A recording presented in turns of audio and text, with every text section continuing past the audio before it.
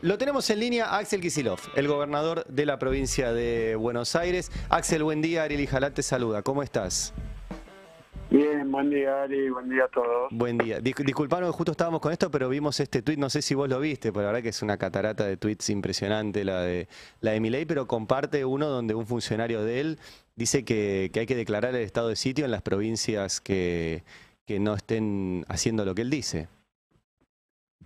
Yo creo que estamos ante una situación donde eh, si uno seguía por los tweets, los retweets del presidente, que son decisión personal de él y que obviamente tienen ese carácter y esa relevancia que no se le puede quitar porque son sus decisiones, sus opiniones, lo que decide difundir, y en una situación que va de mal en peor, porque ayer estuvo con temas vinculados al síndrome de Down como insulto, venía con algunas directamente de abuso.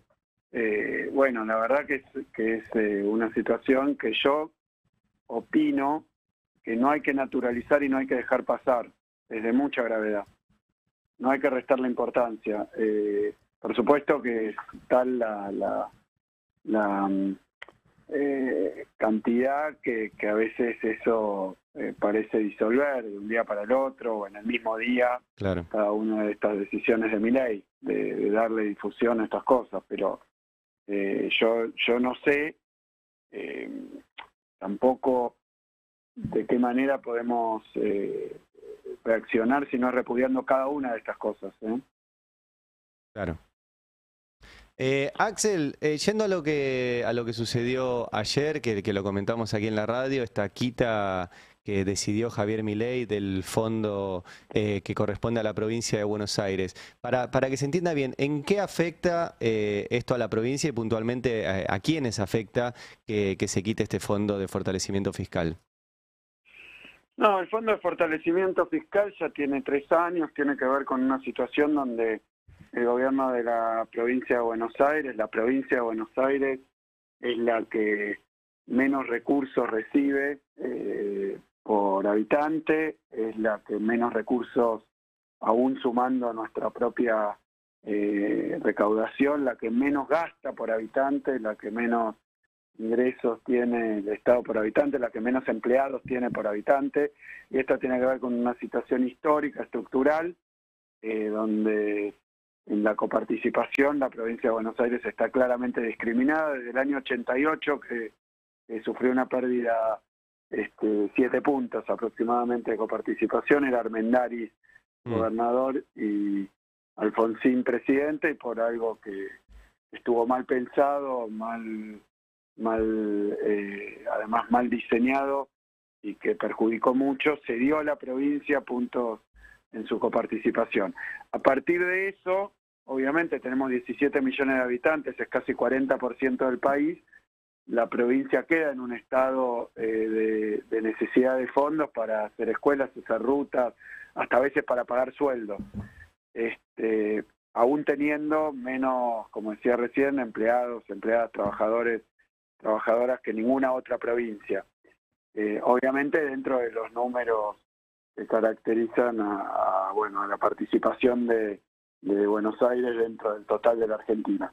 Dicho esto, en diferentes gestiones, incluso durante la de Vidal, se peleó por más recursos para la provincia, lamentablemente, y aprovecho para contestarle a algunos dirigentes del PRO, se consiguió el fondo del conurbano, es cierto que es un fondo que se distribuye entre todas las provincias, aún hoy, pero con una participación más grande para la provincia de Buenos Aires, pero después Macri le enchufó a Vidal todo el pago de los subsidios energéticos, los subsidios al transporte, que es más que lo que se recuperó con el fondo del conurbano. O sea que Vidal intentó hacer pasar como un logro algo que terminó siendo en el conjunto contraproducente. Dicho de otra manera, Macri, siendo presidente, perjudicó a la provincia de Buenos Aires y Vidal lo aceptó. pero durante el gobierno de Alberto y Cristina se consiguió este fondo de fortalecimiento financiero para la provincia, equivalente a 1.18 puntos de la coparticipación, que tuvo que ver, ¿sí?, con el tema de los sueldos de la policía de la provincia de Buenos Aires, que estaban muy atrasados, gracias también a políticas de Vidal, que hizo caer los sueldos de todos los trabajadores y trabajadoras del Estado, pero particularmente los de la policía, en un casi 30%.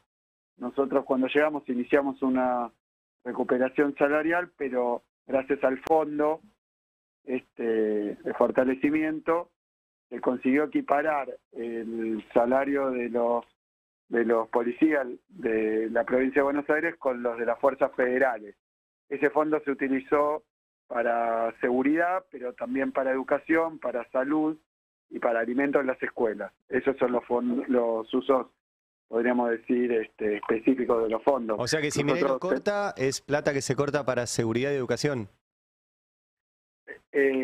Bueno, como siempre, uno establece las prioridades y tenemos que acomodar los recursos que tenemos desde que se produjo esta injusticia y esta ilegalidad, porque eso es lo que hay que dejar en claro, no son fondos discrecionales, están en el presupuesto de la Nación, votado el último presupuesto, votado en el año 2023, y después prorrogado por este gobierno, o sea que son fondos tan válidos como cualquier fondo que está en el presupuesto, que tiene una continuidad.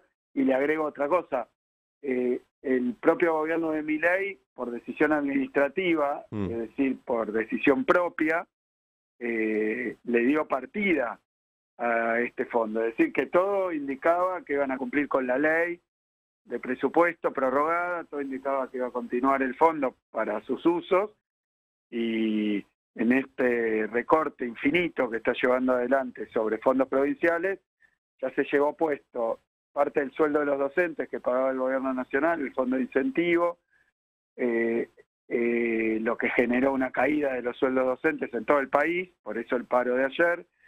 Luego el fondo compensador para el transporte del interior, que incluye a la provincia de Buenos Aires, lo que se reflejó en el aumento del boleto en todo el país, y ahora el fondo financiero para la provincia de Buenos Aires, y antes también no refinanciarle el pago al gobierno de Chubut. O sea que básicamente se viene manoteando el gobierno nacional recursos de las provincias, parece no estar dispuesto a cumplir con sus responsabilidades y sus obligaciones, porque el presidente de la Nación, el Poder Ejecutivo Nacional, recibe fondos recaudados en todas las provincias. Por ejemplo, en el caso de la provincia de Buenos Aires, todo lo que se recauda a través de impuestos nacionales, una parte importantísima, 42% de algunos recursos, bueno, más o menos la mitad de los recursos recaudados a nivel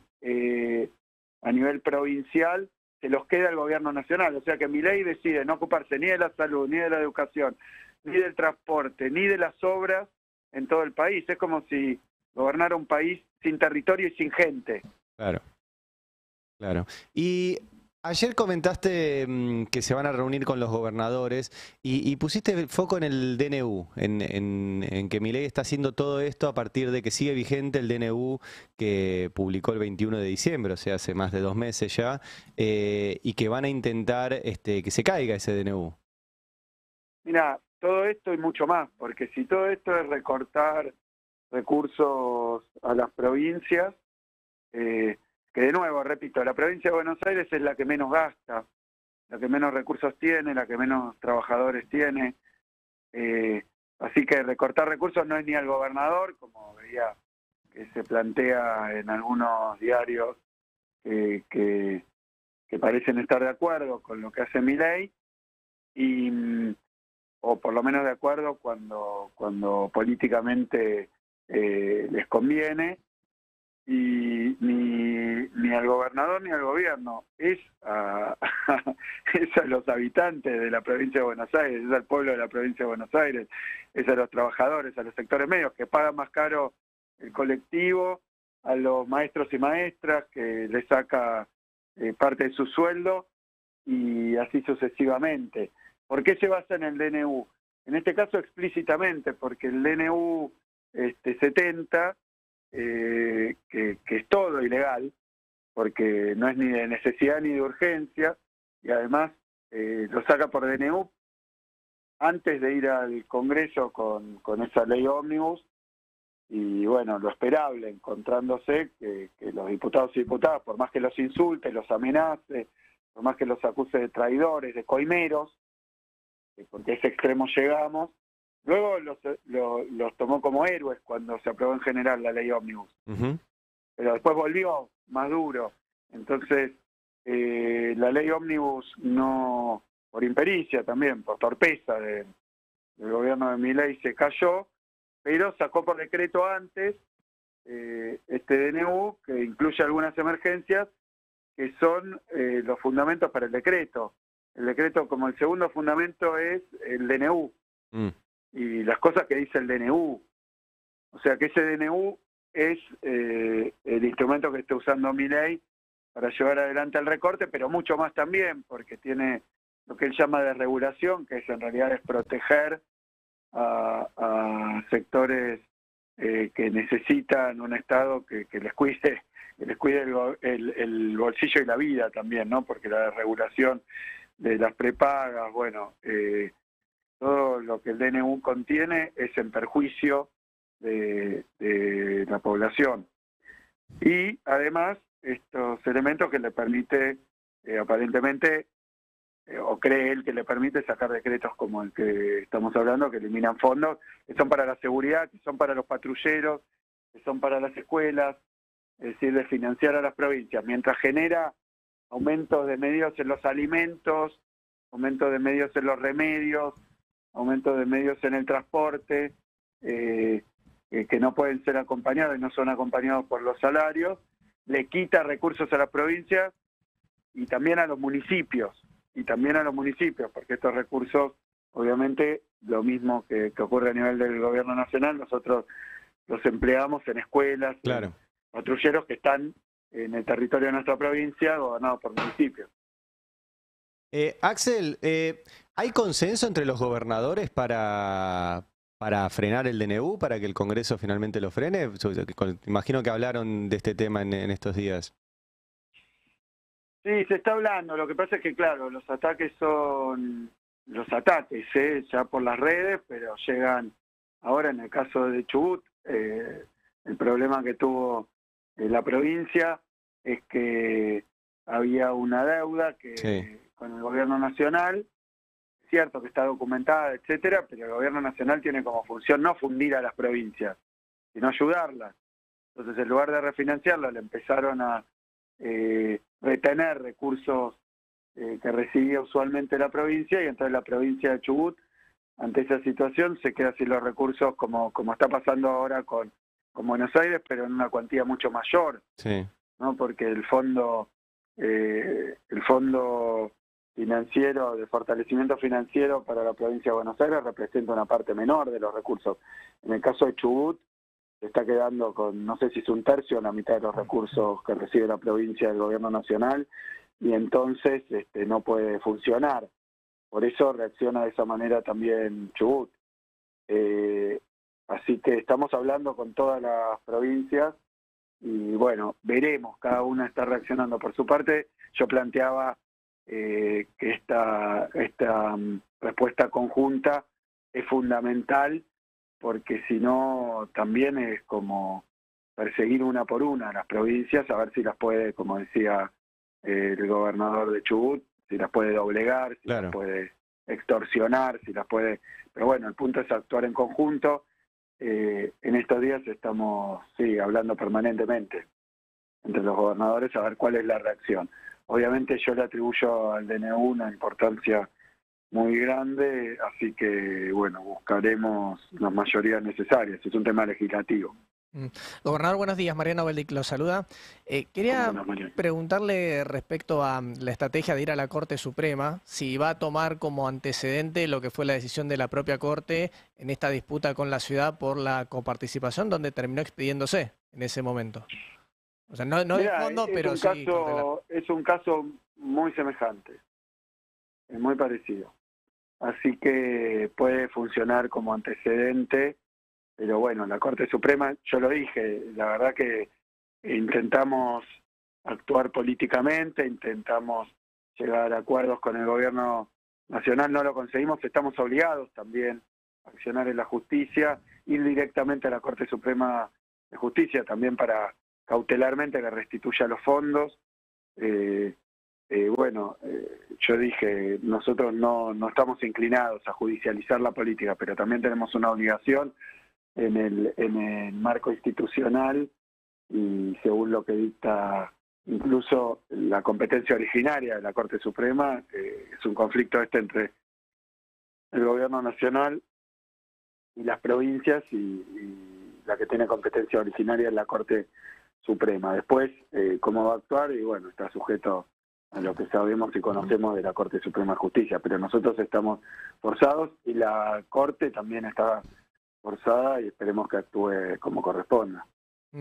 Y le quería preguntar respecto a la última noticia que se conoció de ayer por la noche. Finalmente la apertura de sesiones ordinarias va a ser el 1 de marzo a las 21 horas, un horario poco habitual, pero que también lo va a ubicar a Milei como el último en hablar ese día. Por lo general la provincia suele abrir la sesión después o inclusive a veces otros días, en forma diferenciada.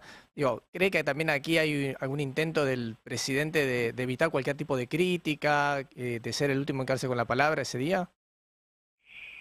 No, la verdad que las motivaciones ya a esta altura, él dijo explícitamente que maneja su cuenta de Twitter. O sea que la voluntad, las decisiones, las acciones del presidente, que te decía, no hay que dejar pasar ni naturalizar porque por más que a veces pareciera que la idea es gobernar por Twitter o controls o lo que sea, pero bueno, es de mucha gravedad y cuando toma las decisiones es difícil ver cuáles son sus motivaciones. Yo realmente no lo sé. En el caso de la provincia de Buenos Aires, ahí estamos evaluando, nos enteramos en el día de ayer y el horario más o menos se superpone, así que tendremos que ver cómo nos organizamos porque eso no tiene sentido. Supongo que nos invitarán a los gobernadores, así que veremos cómo nos organizamos. La verdad que es todo tan imprevisto, a veces aparecen cuestiones casi caóticas y muy arbitrarias, como ha sido actos tan graves como sacarle recursos a los ciudadanos que habitan en las provincias, a los pueblos de las provincias, como él dijo, ¿no? Casi por venganza, revancha. Axel, perdón, te interrumpo porque volviste a decir recién, yo coincido, además lo veníamos justo charlando acá en la mesa respecto de qué hacer con el Twitter de Milei, porque uno como periodista no está acostumbrado a estar mirando eso, ni imagino que vos como gobernador tampoco, digamos, hay otras vías, hay otros canales de información, pero efectivamente Milei lo ha elegido como su lugar de expresión, donde él dice lo que quiere, lo que piensa, lo que quiere compartir y va por ahí. Y perdón que te vuelva al inicio de la charla, pero a partir de esto que decís de que ahí Milei manifiesta su voluntad y hay que tomarlo, no hay que dejarlo pasar, yo creo que de todos los que hizo, que son muchos, este que dice que va a establecer el estado de sitio en las provincias, me parece, no lo puedo creer todavía. Acá lo estamos compartiendo para los que nos están mirando, porque Milei comparte esto, un tuit que pide estado de sitio, por ejemplo, en la provincia de Buenos Aires. Un tuit de un funcionario. Un tuit de un funcionario, además, que es el subsecretario de Políticas Universitarias. Digo, ¿qué se puede hacer frente a un presidente que pide estado de sitio o que comparte que tiene que haber estado de sitio? No, a ver, me parece que no pasó mucho tiempo desde que asumió Milei y bueno, lo digo con la gravedad que tiene, pero hay que tratar de llevar cordura a las situaciones que estamos viviendo y a veces parece que no por la cuestión política, sino que se le está enloqueciendo la vida a la gente también, ¿no? Porque si ahora está en riesgo, si uno, como decía recién, se toma en serio estas cosas y son riesgos institucionales muy elevados, así que sí, tiene gravedad, pero tampoco hay que vertir opiniones y respuestas, por lo menos los que tenemos responsabilidad institucional, con la misma liviandad, ¿no? Porque si no se entra en una escalada, yo lo decía el otro día, a veces uno observa esas cosas que están absolutamente fuera de lo esperable, de lo sensato, ¿no? De lo cuerdo. Claro. Y si uno reacciona de la misma manera, intempestivamente, dice, entonces yo, y dobla la apuesta, me parece que más allá de que no hay que dejar pasar, también hay que tratar de llevar esto a carriles de seriedad y carriles de funcionamiento democrático que a veces parece no tener. Claro. Porque hay algunos de los mensajes que aposteo que son aberrantes, repudiables, y que bueno, mientras tanto cierra el INADI, pero son normas y reglas y culturalmente de convivencia que bueno, a las que, repito, no hay que reaccionar con responder provocaciones, porque ahora que entonces, ¿qué busca? Yo decía el otro día, una especie de disolución, que se autonomicen las provincias, no sé si uno sigue estas líneas, a dónde llevan. Pero nosotros a toda costa tenemos que defender sobre todo las condiciones y los derechos, las condiciones de vida y los derechos de la gente, que no nos lleven a esos extremos. Claro. Y Axel, te hago una más, porque La Rioja ayer anunció que tiene que reestructurar su deuda. Vos decías recién que la tarea del gobierno nacional no es fundir a las provincias, sino ayudarlas cuando tienen un problema. Digamos, y todo parece indicar que piensa que, bueno, que se pueden fundir las provincias, pero el Estado Nacional seguir funcionando. Esto vos que además fuiste ministro de Economía y conocéis bien el tema, digamos, si el mercado, si el sistema financiero, si los otros países ven que las provincias se funden, ¿leen que el país también va camino a fundirse? Digamos, ¿se puede separar eso o no? Mira, no, porque evidentemente, viste, a veces es de un terraplanismo el tipo de discusiones que hay que dar. El país se conforma en el proceso de unidad nacional a través de provincias que se confederan y delegan en el gobierno nacional determinadas funciones, potestades, que el gobierno nacional debe cumplir también, y el presidente es cabeza del Poder Ejecutivo Nacional. O sea que Milei tiene obligaciones sobre la salud, sobre la educación, sobre la seguridad, que sin embargo son deberes concurrentes, ¿no? Lo que tenemos que hacer los gobiernos provinciales en conjunto, en acuerdo, en coordinación, en articulación con el gobierno nacional, pero no puede desertar el gobierno nacional.